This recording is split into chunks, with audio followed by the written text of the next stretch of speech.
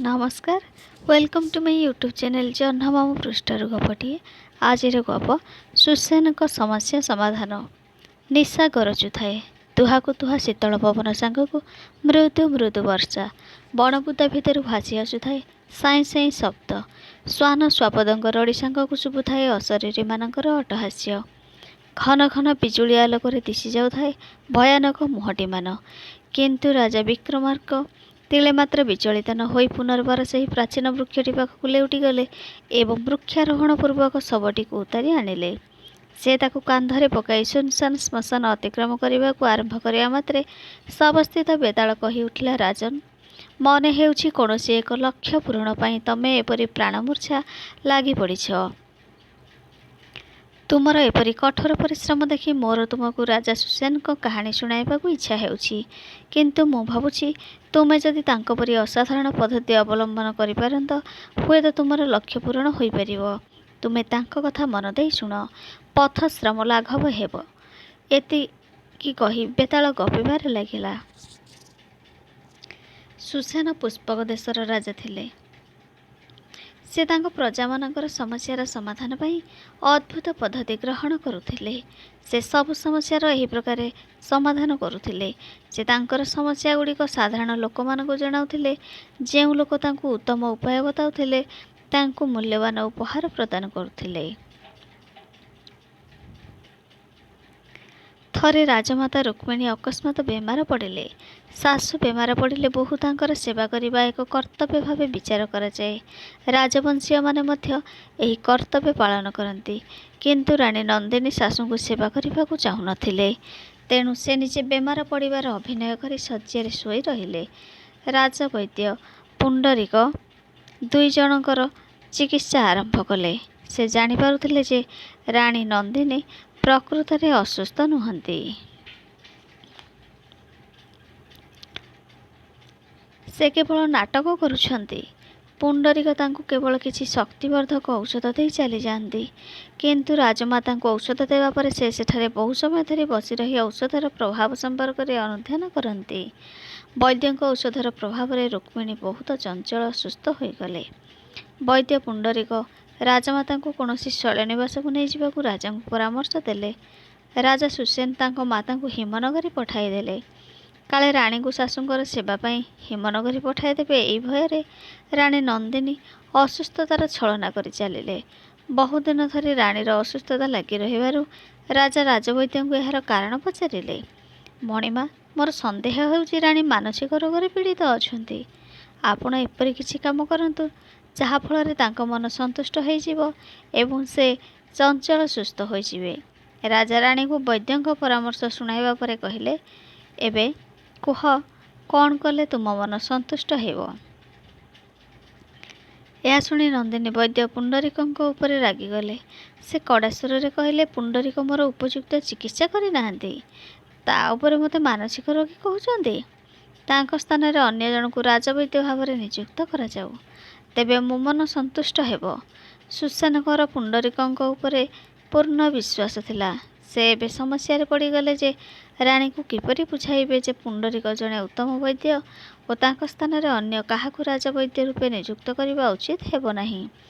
एही समय हिमनगर राजमाता संदेश आसिला जे राजवैद्य पुंडरीक धनवंतरी सहित तुलनीय अटंती। तांको मूल्यवान उपहार प्रदान करी उच्च स्तर रे सम्मानित करा जाऊ। पत्नी को कथा अनुसार पुंडरीक को विताड़ित कले माता नाराज हेबे। माता अनुसार पुंडरीक सम्मानित कले पत्नी नाराज हेबे। ए परिस्थिति रे राजा कौन निष्पत्ति नेबे स्थिर करिपारिले नाही। एही समस्या को मन रे रखी से दिन राति जड़े जमीदार वेश धारण करी लोक मानकु भेटिबाकू सहर गले। सेठारे तांकर दिनपाल नामक जड़े छोट बेपारी सहित परिचय हैला। सुसेन तांकु निजर समस्या जणाइले। दिनपाल किछि समय चिंता करिया परे कहिले जेतेबेले एपरि एक समस्या आसी पहुँचे सेतेबेले मिछ कहूथिबा लोक को समर्थन करने को पड़ी थाए किंबा ता मनरे एपरि विश्वास जन्माइबा जेपरि तार उपकार हेउछि बोले मन रहिबो।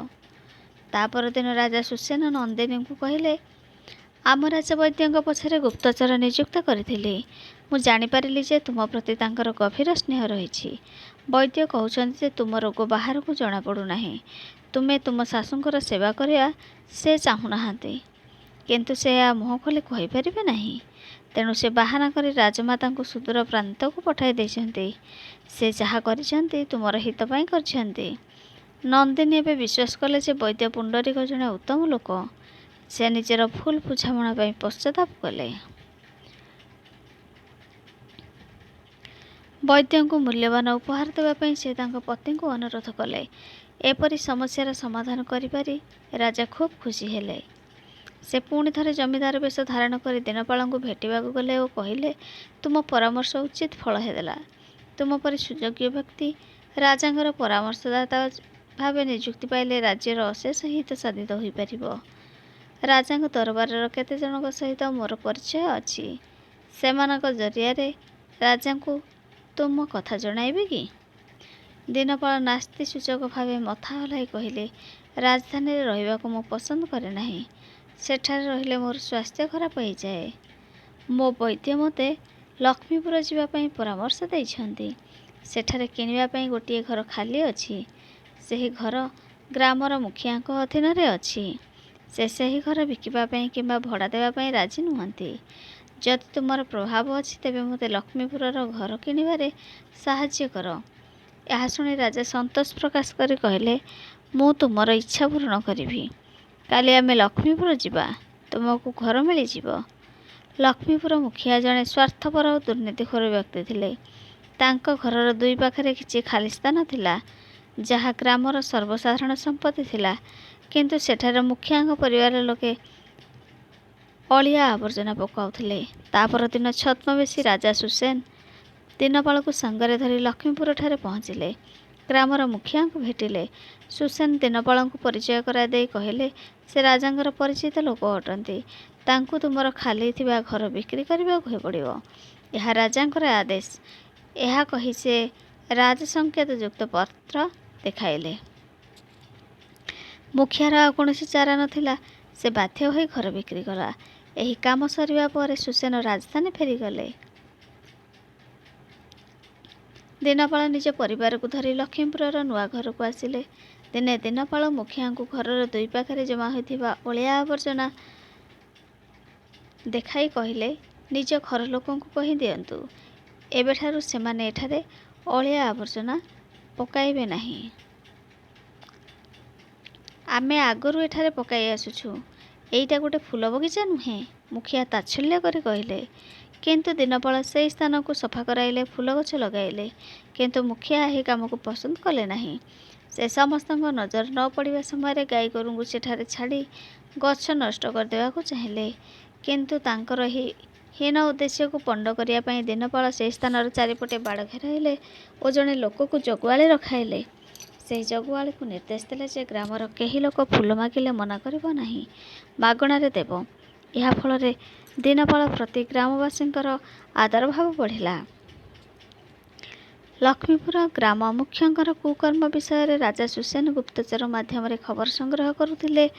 ସେ ତା ବିରୁଦ୍ଧରେ ପଦକ୍ଷେପ ନେବା ବିଷୟରେ ଚିନ୍ତା କରୁଥିବା ବେଳେ ବଳରାମ ନାମକ ଜଣେ ବେପାରୀ ସମ୍ମୁଖରେ ଏକ ବିଚିତ୍ର ସମସ୍ୟା ଉଭା ହେଲା। ତାଙ୍କ ମାଆଙ୍କ ଚାକରାଣୀ ଗଙ୍ଗାର ଘରେ ପତ୍ନୀଙ୍କର ଚୋରି ଯାଇଥିବା ମୋତିହାର ମିଳିଲା।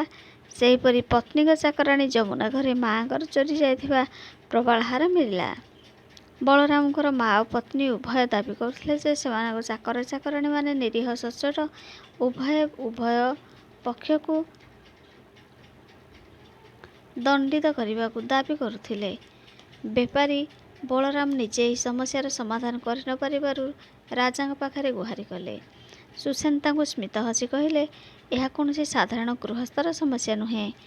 ରାଜାଙ୍କୁ ମଧ୍ୟ ଏପରି ସମସ୍ୟାର ସମ୍ମୁଖୀନ ହେବାକୁ ପଡ଼େ। ତୁମେ ସମସ୍ୟାର ସମାଧାନ ଯିଏ କରିପାରିବ, ସେ ଲକ୍ଷ୍ମୀପୁର ଗ୍ରାମର ମୁଖିଆ ଭାବେ ନିଯୁକ୍ତ ପାଇବ। ଏହା ବ୍ୟତୀତ ସେହି ଗ୍ରାମର ଥିବା ସର୍ବସାଧାରଣ ସ୍ଥାନଗୁଡ଼ିକର ସଦୁପଯୋଗ ପାଇଁ ସେ ହିଁ କେବଳ ନିଷ୍ପତ୍ତି ନେଇପାରିବ। ରାଜସନ୍ତକ ଥିବା ପତ୍ର ନେଇ ବଳରାମ ଲକ୍ଷ୍ମୀପୁରଠାରେ ପହଞ୍ଚିଲେ। ଏହି ସମୟରେ ଗ୍ରାମର ମୁଖିଆ ଗ୍ରାମବାସୀଙ୍କୁ ଏକତ୍ର କରି କହୁଥିଲେ ଯେ ଦିନପାଳ ଗ୍ରାମର ଜମିକୁ ନିଜ ହାତକୁ ନେଇ ଫୁଲ ଗଛକୁ ଲଗାଇ ଅପରାଧ କରିଛନ୍ତି। ବଳରାମ ସେଠାରେ ପହଞ୍ଚିଲେ। ରାଜାଙ୍କର ପତ୍ର ପ୍ରଦାନ କରି କହିଲେ, ରାଜାଙ୍କ ଆଦେଶ ଅନୁସାରେ ମୋର ସମସ୍ୟାର ସମାଧାନ ଯିଏ କରିପାରିବ ସେ ହିଁ ଗ୍ରାମର ମୁଖିଆ ପଦ ମଣ୍ଡନ କରିବେ। ଏପରି କହି ସେ ନିଜର ସମସ୍ୟା ବର୍ଣ୍ଣନା କରେ। ଏହା ଶୁଣି ମୁଖିଆଙ୍କର ମୁଣ୍ଡ ଘୂରିଗଲା। ସେ କୌଣସି ସମାଧାନ ବତାଇ ପାରିଲେ ନାହିଁ। ଅପରପକ୍ଷେ ଦିନପାଳ ସମସ୍ତଙ୍କ ସମ୍ମୁଖକୁ ଆସି କହିଲେ, ଏହାର ସମାଧାନ ଖୁବ୍ ସହଜ। ପତ୍ନୀକୁ ପଚାରିବାକୁ ହେବ ମାଆଙ୍କ ଚାକରାଣୀକୁ କେଉଁ ଦଣ୍ଡ ଦିଆଯିବ ଓ ମାଆକୁ ପଚାରାଯିବ ପତ୍ନୀଙ୍କ ଚାକରାଣୀକୁ କେଉଁ ଦଣ୍ଡ ମିଳିବ। ବାସ୍, ଏତିକିରେ ଏହି ସମସ୍ୟାର ସମାଧାନ ହୋଇଯିବ। ବଳରାମ ତାଙ୍କ ଉତ୍ତରରେ ପ୍ରଭାବିତ ହୋଇ କହିଲେ, ଏତେ ଦିନ ଧରି ବେପାର କରୁଥିଲେ ବି ମୋ ମୁଣ୍ଡକୁ ଏହାର ସମାଧାନ ଜୁଟୁନଥିଲା। ଗ୍ରାମର ମୁଖିଆ ହେବାକୁ ତୁମେ ହିଁ ଯୋଗ୍ୟ। ଏହିପରି ଦିନପାଳ ଗ୍ରାମ ମୁଖ୍ୟ ପଦରେ ନିଯୁକ୍ତି ପାଇଲେ। ବେତାଳ ଏହି କାହାଣୀ ଶୁଣାଇବା ପରେ କହିଲା, ରାଜନ, ରାଜା ଯେଉଁ ସମସ୍ୟାର ସମ୍ମୁଖୀନ ହେଉଥିଲେ ସେଥିପାଇଁ ଏକ ଭିନ୍ନ ଧରଣର ସମାଧାନ ଲୋଡୁଥିଲେ। ଏହା ତାଙ୍କର ଅସାମର୍ଥ୍ୟକୁ ସୂଚାଉ ନାହିଁ କି? ମୋତେ ତାଙ୍କର ଏପରି କାମ ରାଜୋଚିତ ମନେ ହେଉନାହିଁ। ଅନୈତିକ ଗ୍ରାମ ମୁଖିଆଙ୍କୁ ନିଜେ ରାଜା ବିତାଡ଼ିତ କରି ଦିନପାଳଙ୍କୁ ନିଯୁକ୍ତି ଦେଇ ପାରିଥାନ୍ତେ, କିନ୍ତୁ ସେ ସେପରି ନ କରି ଗ୍ରାମର ସର୍ବସାଧାରଣ ସ୍ଥାନ ଓ ଗ୍ରାମ ପରି ସମସ୍ୟା ସହିତ ବଳରାମର ଘରୋଇ ବ୍ୟାପାରକୁ ସଂଯୁକ୍ତ କଲେ। ମୋର ଏହି ସନ୍ଦେହର ସମାଧାନ ଜାଣି ମଧ୍ୟ ନୀରବ ରହିଲେ ତୁମର ମସ୍ତକ ଶତଧା ବିଦୀର୍ଣ୍ଣ ହେବ। ବିକ୍ରମାର୍କ ଉତ୍ତର ଦେଲେ, ସୁସେନ ନିଜ ପରିଚୟ ଗୋପନ ରଖି ପ୍ରଜାମାନଙ୍କଠାରୁ ସମସ୍ୟାର ସମାଧାନ ଲୋଡୁଥିଲେ। ଏହା ଫଳରେ ତାଙ୍କ ରାଜମର୍ଯ୍ୟାଦାର ଉଲ୍ଲଂଘନ ହେଉନଥିଲା। ପୁନଶ୍ଚ ପ୍ରଜାମାନଙ୍କର ସାଧାରଣ ସମସ୍ୟାରେ ରାଜା ହସ୍ତକ୍ଷେପ ନ କରି ତାହା ସେମାନଙ୍କ ଦ୍ୱାରା ସମାଧାନ କରାଇବା ଅତ୍ୟନ୍ତ ଗଣତାନ୍ତ୍ରିକ ଅଟେ। ଏପରି ରାଜାଙ୍କର ମୌନ ଭଙ୍ଗ କରିବାରେ ସଫଳ ହୋଇ ଶବସ୍ଥିତ ବେତାଳ ଅଦୃଶ୍ୟ ରୂପରେ ପୁନଶ୍ଚ ବୃକ୍ଷଡାଳରେ ଝୁଲି ପଡ଼ିଲା।